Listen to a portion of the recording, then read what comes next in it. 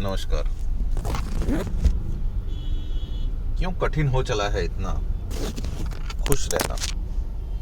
कभी सोचा है हमने ऐसा कौन सा युद्ध अपने जीवन में छेड़ रखा है? किस लड़ाई को लड़ने की कोशिश कर रहे हैं? ये युद्ध, ये जो विकराल समस्या हमने अपने जीवन में खड़ी कर रखी है, क्यों खड़ी कर रखी है? इसके पीछे का कारण क्या है? हम सबको समझना पड़ेगा। जिस दौड़ में हम पड़े हैं, जिस भागम भाग में हम सब लगे हैं, और कहीं पहुंच जाने की जो होड़ है, समस्या किसी उद्देश्य को लेकर चलने में नहीं है। समस्या यह है कि हमें पता नहीं हमें जाना कहां है। हम निकल पड़े हैं, दौड़ रहे हैं, एक दूसरे से आगे जाने की कोशिश कर रहे हैं, और एक दूसरे से आगे जाने की कोशिश में हमने आपस में एक दुश्मनी पाल ली है। एक ऐसी प्रतिस्पर्धा जिसमें समभाव नहीं है, जिसमें केवल जीतने की ललक नहीं है, दूसरे को पछाड़ने की भी ललक है। और क्योंकि हम एक दूसरे को पछाड़ने की कोशिश में लगे हैं, इसलिए हमारा कोई उद्देश्य नहीं है। हम सब एक ही ओर चल रहे हैं। इसलिए यानी एक व्यक्ति अगर धनवान हो गया है तो हम सबको धनवान हो जाना है, किसी भी तरह से, कुछ भी कर लें हम। सही रास्ता, गलत रास्ता, आगे निकल जाना है।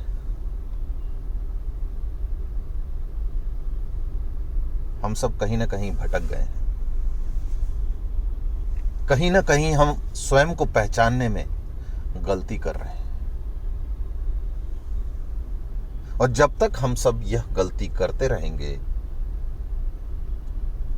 जब तक हम सब स्वयं की प्रकृति एवं प्रवृत्ति को नहीं समझेंगे, तब तक खुश होना संभव नहीं है। केवल कुछ शारीरिक क्रियाएं करके या कुछ देर मन को शांत करने का भ्रम उत्पन्न करके हम इससे निजात नहीं पा सकते,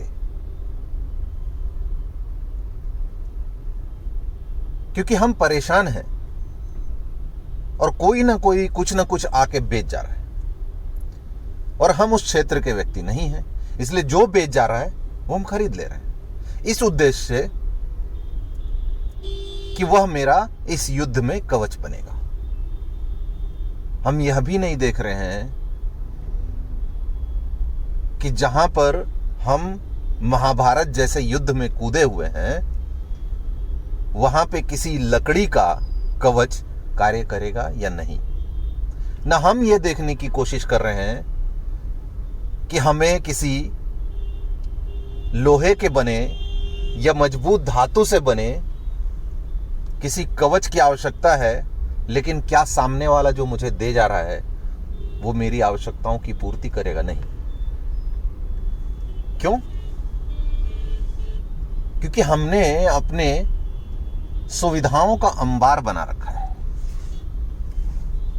क्योंकि आवश्यकता से अधिक साधन है मेरे पास, तो मैं परखने के लिए तैयार नहीं हूं। मेरा संपूर्ण मस्तिष्क दूसरे किसी कार्य में व्यस्त है, इसलिए मैं स्वयं को देखने के लिए तैयार नहीं हूं। और यही कारण है कि हम परेशान हैं। अन्यथा परेशान होने जैसा कुछ भी नहीं है। आप अपने मार्ग पे सतत चलते रहें। जैसे हजारों योगी ईश्वरीय मार्ग पर चलते हैं, लेकिन आपस में उनका कोई भी कंपटीशन नहीं होता, उनके बीच में कोई प्रतिस्पर्धा नहीं होती। लेकिन कुछ संत जैसे दिखने वाले व्यक्ति जब समाज में धर्म के प्रचार के नाम पर आपसी वैमनस्य बढ़ाने लग जाते हैं, अपने विचार को सर्वोपरि बताने लग जाते हैं, तब उनके बीच में भी प्रतिस्पर्धा शुरू हो जाती है और तब वहां भी तनाव खड़ा हो जाता है और उस तनाव से निकलने का कोई साधन नहीं, क्योंकि जो साधन है वहां तक हम पहुंचने की कोशिश, वो हमारे लिए एक निरर्थक साधन हमें लगता है। हमें लगता है शायद इससे वह कहां हम पा पाएंगे जिसकी लड़ाई हम लड़ रहे हैं। हमारा शरीर खराब है, हमें अच्छे किसी चिकित्सक की आवश्यकता है, लेकिन मेरा काम जो मैंने बड़े प्रोजेक्ट्स अपने हाथ में ले रखे हैं वो हमारे लिए हमारे स्वास्थ्य से अधिक आवश्यक है। इसलिए हम कोई भी दवाई उठाकर खाते हैं, थोड़ी देर के लिए आराम पाते ही उस कार्य पर निकल जाते हैं। नहीं, यदि आपका शरीर आपको स्वयं की ओर आकर्षित करने का प्रयास कर रहा है तो इसका अर्थ है, इसका कुछ ना कुछ तो अर्थ है, वह कुछ चाहता है। उसकी चाहत को यदि आप आज पूरी नहीं करेंगे, कल उसकी चाहत बढ़ेगी। कल आप बड़ी समस्या अपने लिए खड़ी कर लेंगे, अपने परिवार के लिए खड़ी कर लेंगे, अपने जीवन के लिए खड़ी कर लेंगे। तो इसलिए खुश रहना एक कला है और उस कला को सीखने का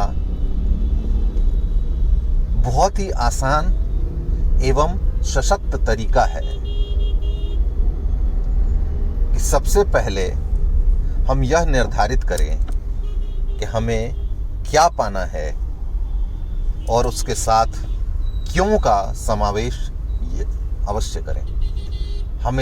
हमने किसी के पास BMW कार देखी, मुझे भी खरीदना है, उसके साथ क्यों का समावेश करें, क्यों खरीदना है। उसके साथ कब का समावेश करें, कब खरीदना है।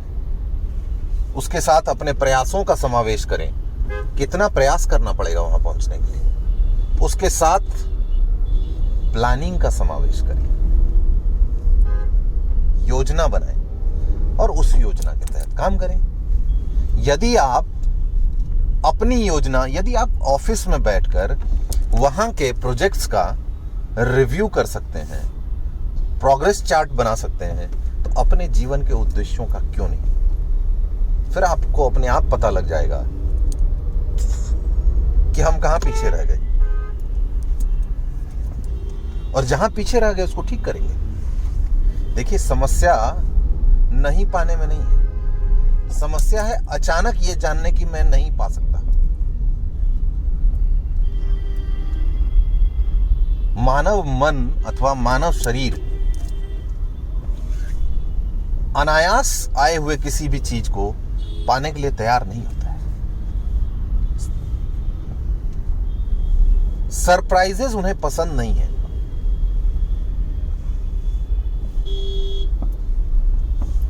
क्योंकि सडनली जब आपके सामने एक दिन आपको पता चलता है कि अब मैं किसी काम का नहीं हूं या मेरे शरीर का कोई अंग किसी काम का नहीं है, तब आप समस्या में पड़ जाते हैं। यदि ऐसा ना हो, यदि आपको पता हो, यदि आप के शरीर ने जो संकेत दिए हैं उसको आपने समय रहते पढ़ा है,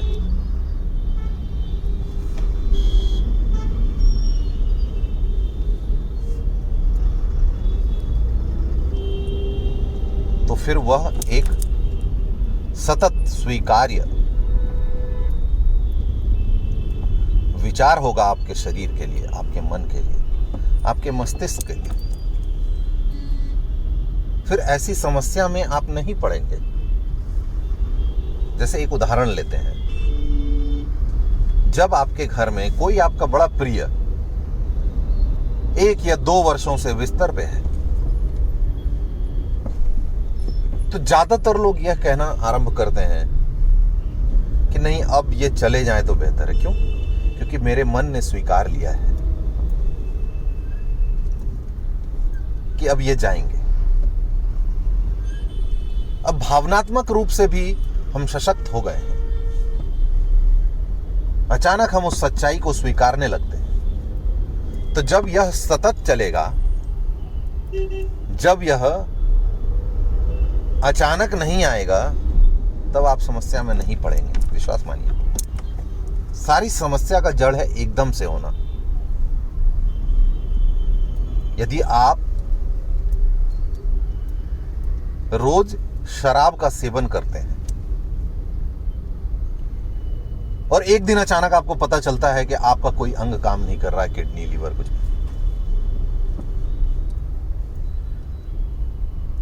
तो आपको बड़ा धक्का लगता है।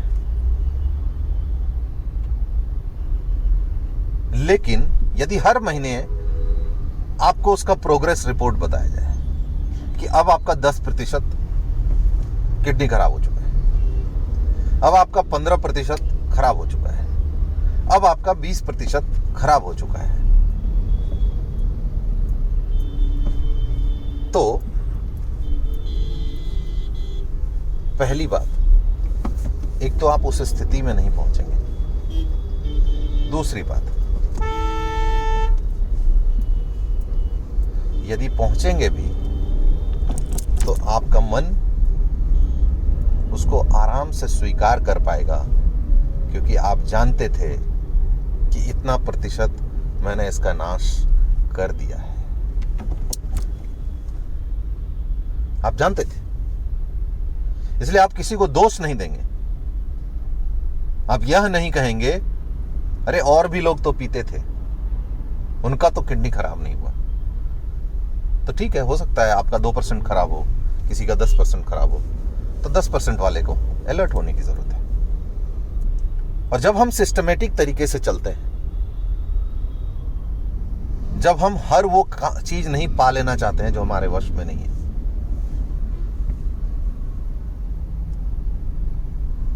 तब क्रोध आता है, तब हम नाखुश होते हैं, तब हमारी खुशी फुर्र होती है।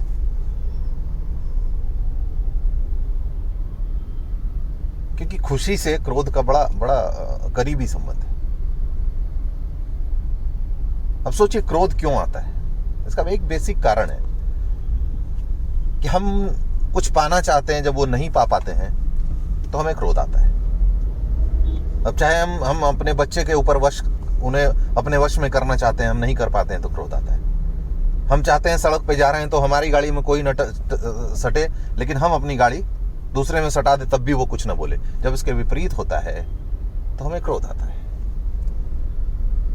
कोई मुझ पे मुक्का ताने तो हमें क्रोध आता है, लेकिन हम किसी पे ताने तो कोई बात नहीं।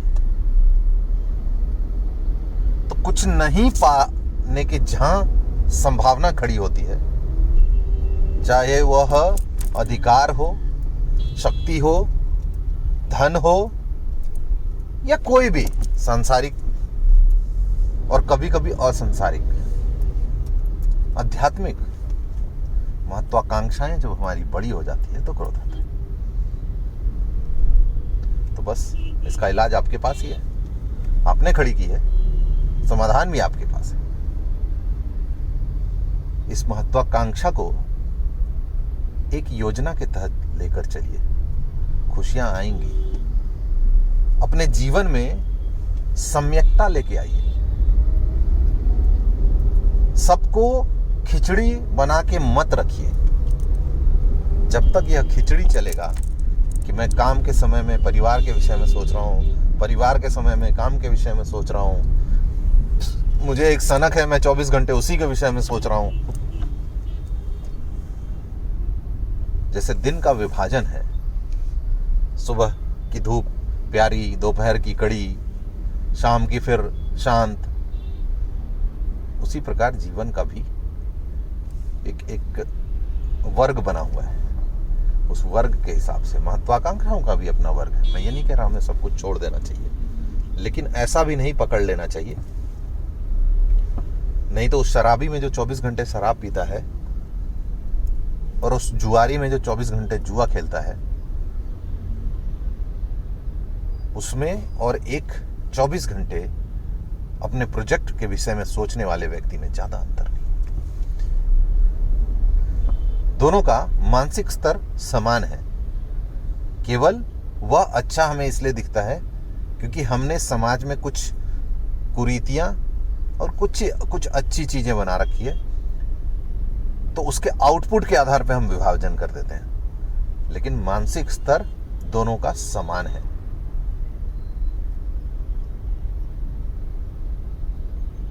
तो इस मानसिक स्तर को समझना आवश्यक है। इसीलिए धर्म में, अध्यात्म में अगर मूल में आप जाएंगे, वहां कहा जाता है कि दोनों ही चीजें समस्या है। गुण अवगुण, सुख दुख, समभाव कहा गया है। वो पाना एक अलग अलग अत्यंत कठिन एवं अलग विधा है। वहां जब हम पहुंचे, उस तरह के अभ्यास करें, तो वो एक अलग विषय है, उसको भी पा सकते हैं। लेकिन ठीक है, हर किसी को उस क्षेत्र में ही जाने की आवश्यकता नहीं। संसार में रहकर भी हम कुछ ऐसी चीजों का अभ्यास कर सकते हैं, और यदि आप ऐसा अभ्यास कर पाए तो खुशियां ही खुशियां हैं। जैसे 24 घंटे के तनाव को जब मैं कविता लिखता हूं तो भूल जाता हूं। क्यों? क्योंकि कविता लिखना मैं अपने स्वयं के लिए करता हूं। लेकिन वही कविता यदि मैं किसी पब्लिशर के लिए लिखना शुरू कर दूं तो फिर से एक तनाव है। हमें लगेगा नहीं मैं तो लिख रहा हूं। नहीं साहब, अंतर है उद्देश्य का। तो कुछ चीजें अपने स्वयं के लिए कीजिए। यदि आप स्वयं के लिए कुछ नहीं कर सकते तो सच मानिए आप किसी के लिए कुछ नहीं कर सकते। वो जो दिख रहा है वो आप किसी और के लिए नहीं कर रहे, वो अपने हवस में कर रहे हैं। आपको लग रहा है हम अपने बच्चे के लिए धन कमा रहे हैं। नहीं जी, धन आपने एक जो इल्यूजन बना रखा है अपने आसपास, उसकी पूर्ति के लिए कमा रहे हैं। मेरा बच्चा हवाई जहाज में जाए, वो बच्चे के लिए आप चिंतित नहीं है, वो मेरे के लिए चिंतित है। और जब तक आप मेरे से नहीं निकलेंगे तब तक इस तनाव से, इस दुख से बाहर आना असंभव है। हम देखते हैं भगवान कृष्ण सदैव मुस्कुराते रहते हैं। क्यों? आप देखिए, कष्ट बहुत है, जन्म से लेके और उनके पृथ्वी छोड़कर जाने तक। जाने का भी मार्ग उन्होंने कठिन चुना है। लेकिन आप देखें, पूरी यात्रा बड़ी कठिन है, लेकिन मुस्कुराते रहते हैं क्योंकि वो लिप्त नहीं है, अलिप्त भाव से। वो जब अर्जुन के साथ हैं तो अलग है, वो जब धृतराष्ट्र के साथ है तो अलग है। तो हमारे व्यक्तित्व के कई आयाम होते हैं। उन सब आयामों पे न केवल विचार करने की आवश्यकता है, वरन उसको जीने की भी आवश्यकता है। और यदि वह आप नहीं जी पाए तो मानिए आपका जीवन अत्यंत कठिन है और रहेगा। इसलिए खुश रहने के लिए आपको देने के लिए किसी के पास कोई मूल मंत्र नहीं है। वह मूल मंत्र स्वयं आपके पास है कि सर्वप्रथम आप स्वयं को समय दें, स्वयं को समझें, स्वयं को पढ़ें। स्वाध्याय का अर्थ केवल किताब लेकर बैठना नहीं है। स्वाध्याय का अर्थ स्वयं को पढ़ना भी है। स्वयं का अध्ययन करें। दूसरा, सबसे आवश्यक, अपने जन्म की कीमत समझें। आपको जन्म देने के पीछे एक दायित्व है। ईश्वर ने क्यों मुझे मानव रूप में जन्म दिया है, उसके पीछे एक बड़ा दायित्व है। उसको समझें। हम तो अपने जीवन की कीमत ही नहीं समझते हैं। खासकर हमारे देश में यदि आप जाएंगे, लोग ट्रेन की छत पर बैठकर यात्रा करते हैं। मैं देखकर हैरान रहता हूं। यानी जीवन की कीमत सबसे कम है इस देश में। और हम स्वयं अपने जीवन की कीमत नहीं करते हैं और लड़ते हैं संस्थाओं से, सरकारों से। क्या फायदा? फलाने की जान चली गई, फलाना का ये हो गया, व्यवस्थाएं ठीक नहीं है। साहब, व्यवस्थाएं तो ठीक नहीं है, लेकिन आपने भी तो अपने जीवन की कीमत कम कर रखी है। कोई मोल ही नहीं रखा है लगा के। अनमोल होते तो क्या बात थी, आप तो बेमोल हो चले। तो उसकी कीमत समझिए, क्योंकि जिस दिन आप स्वयं को समझना आरंभ कर देंगे, जिस दिन आप स्वयं को सोचना आरंभ कर देंगे, उस दिन आपको स्वयं इस बात का एहसास होने लगेगा कि आपके खुशी का रास्ता क्या है, आप कैसे खुश रह सकते हैं। और केवल ऊपरी नहीं, आप ये ऊपरी खुशियों का जो हमने एक चलन चला रखा है कि शराब पी लिया, नाच लिया, पार्टी में चले गए, शोर में चले, नहीं, वो तो अंदर के शोर को दबाने के लिए आपने बाहर का शोर बढ़ा दिया। पैर का दर्द बढ़ गया तो मैंने उसको ऊपर से दबा दिया। वो दबाना इलाज नहीं है, मर्म चिकित्सा करनी पड़ेगी, अन्यथा ऐसे ही हम इस दौड़ में भागते भागते एक दिन गिरकर अपनी जीवन लीला समाप्त कर लेंगे।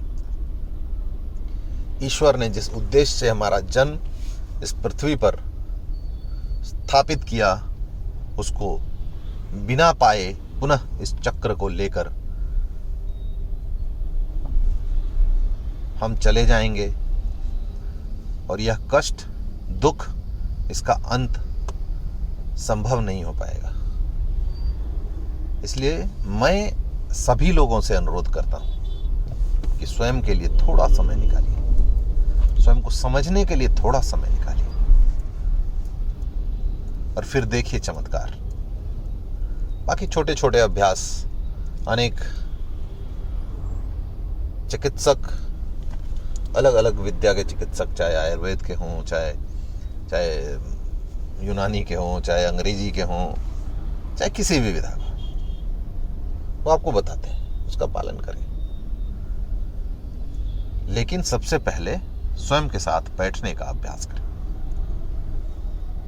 धन्यवाद।